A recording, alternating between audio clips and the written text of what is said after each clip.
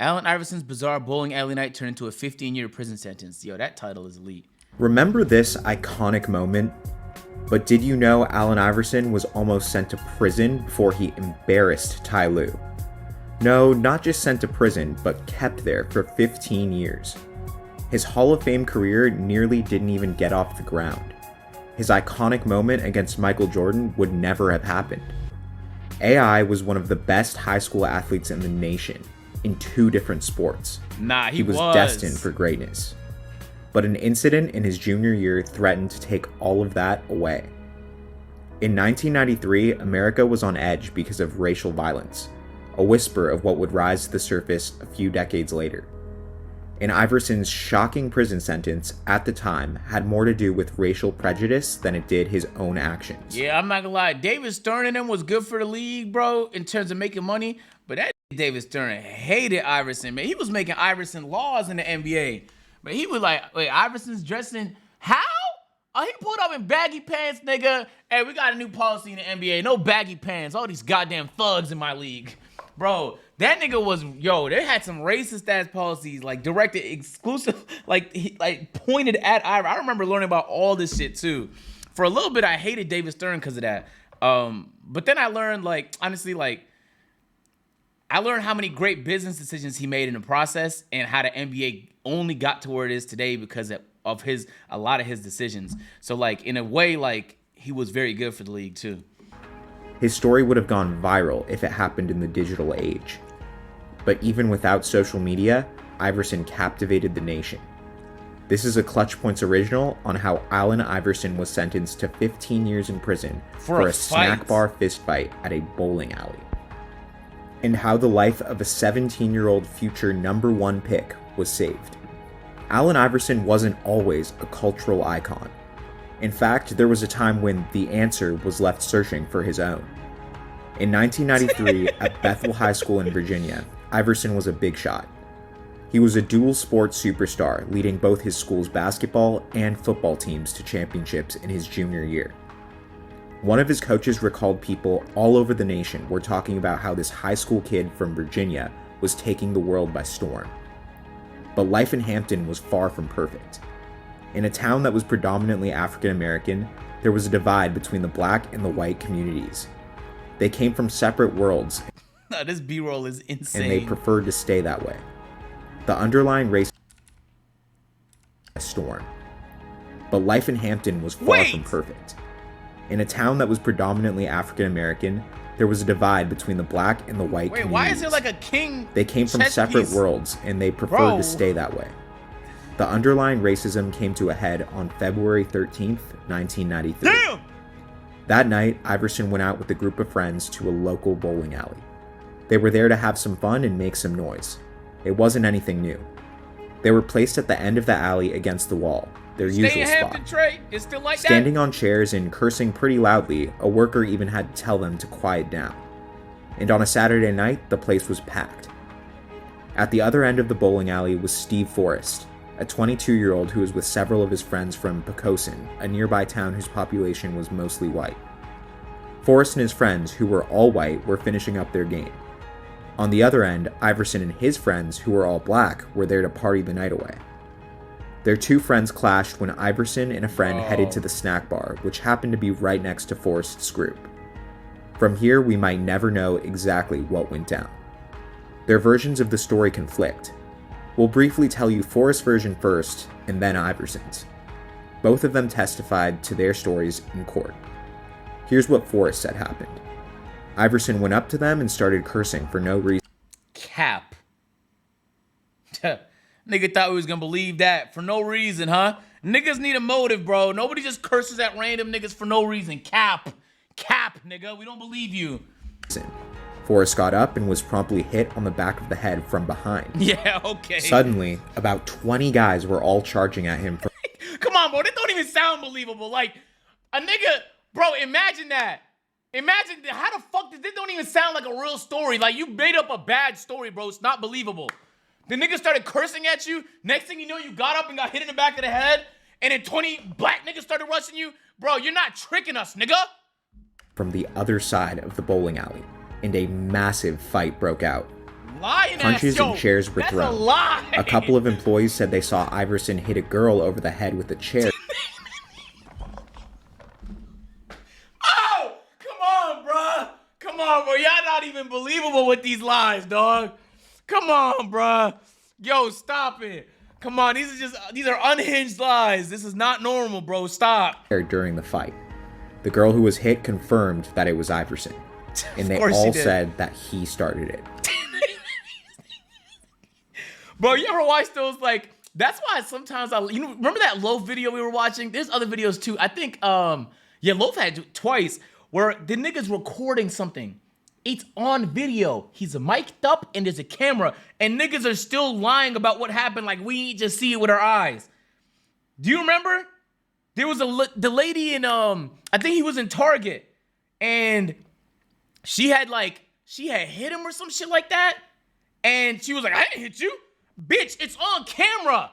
But I'm sick of niggas coming up with these dumbass lies like we don't see truth. Like, it's in my face. You expect me to, like, discard that because your words are more valuable than what my eyes had just told me? Fuck, bro. I hate niggas like that, bro, because I'm not gonna lie, like, Let's rewind a second. Now here's Iverson's version of the exact same story. He and his friend walked up to the snack bar to grab a burger, but Forrest came up to him and called him a racial slur. I believe him. I believe him, bro, because I've had that happen to me.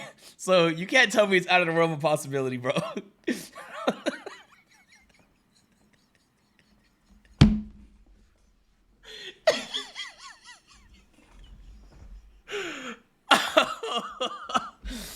Oh, sis. He then slammed a chair onto Iverson's head. Before he could realize what was going on, a friend dragged Iverson out of the fray and brought him outside, That's safe from the unbelievable, ensuing bro. chaos. That's A unbelievable, huge bro. fight broke out, but Iverson recalled he didn't throw a punch or a chair at anyone that night, since he was outside for most of it. Regardless of who was telling the truth, the brawl was monumental. Some estimated there was about 40 to 50 people involved in the fight. Forrest came out of it with a broken arm. Others were battered and bruised, but no one was critically injured. When the dust settled, the tension only grew. The fight was in February, but the trial wasn't until July. Many believed that they waited until Iverson's 18th birthday in June so that they could try him as an adult. The results of the trial were disheartening.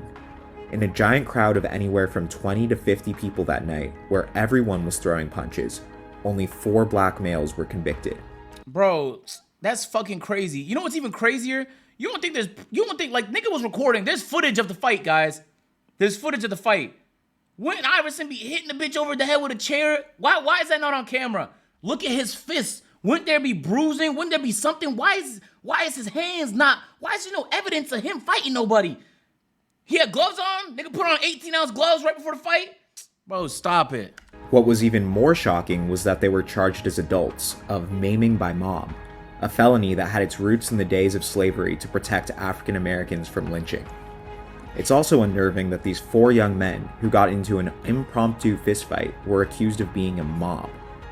Iverson's personal That's manager insane. believed that there was an underlying motive to destroy the Yes, future bro. of a young, gifted black man. Iverson's high school coach believed they were trying to make an example out of him. Yes. The judge sentenced Iverson to 15 years in prison for the bowling alley brawl, with 10 years suspended. Jesus. Of the 5 years remaining, Iverson would spend at least 10 months in jail, with a chance to be out on good behavior. Understandably, Iverson was blindsided. I didn't think I was going to jail or anything like that. I didn't even think I would get probation. I was in the wrong place at the wrong time. In Hampton, they did what they could. Marches were organized, petitions were signed, they even raised enough money to pay for more lawyers. Soon, the story swept the nation, and it wasn't long before Tom Brokaw, a journalist at the time, went to interview Iverson in jail. That's a good fucking guy. Shout out to this journalist, man. Too many journalists nowadays just go where the money is, bro. This nigga was searching for the truth, bro. I like that, man. Not many of those these days, man. To be aired nationwide on NBC. Georgetown coach John Thompson even visited AI in prison to talk about playing for Georgetown after he got out. Wait. Good, though. Good. I'm glad like he's still getting opportunities, but in my head it's just like I don't know why my head is just crazy, bro. But good. At least he still has opportunities coming. Nigga see what went wrong, bro. Nigga see what went wrong, bro. That's good, man. Giving that nigga a chance, bro. That's good. To this day, Iverson credits Thompson for saving his life, He probably for giving gave him a chance he when probably no gave one him a else lot of would. hope. Yeah, he probably gave him a lot The of story hope. picked up steam, and the wrongful conviction of 4 black males soon reached the ears of Douglas Wilder. Wilder was the governor of Virginia, the first African-American elected governor in U.S. history. And after just 4 months in prison, Iverson was pardoned by Governor Wilder, under the condition that he continued his education.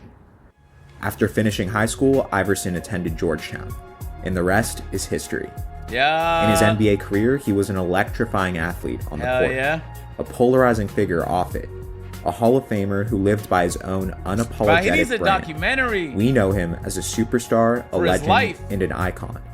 But because of an injustice in high school, because of the racial tensions of a small town in Virginia, he almost never even had a chance. I'm saying he has a one for his life, not just his incident, bro. His life. Oh, what's it called? What's it called? It's called Iverson? Netflix? Say less. But that's a crazy relying on a pardon because of social injustice, legal injustice is fucked up. That means if he wasn't the number one player in the country, if he wasn't that nigga, then him and his 3 other friends will be in prison right now. But I'm probably not anymore, but like still, all their opportunities gone. That's so sad to me. I bet that has to be like crushing. In your head, you're thinking like, I didn't do it, so I should be straight. I'm not even gonna get like parole, nothing like that. To find out 15 years, bro, come on.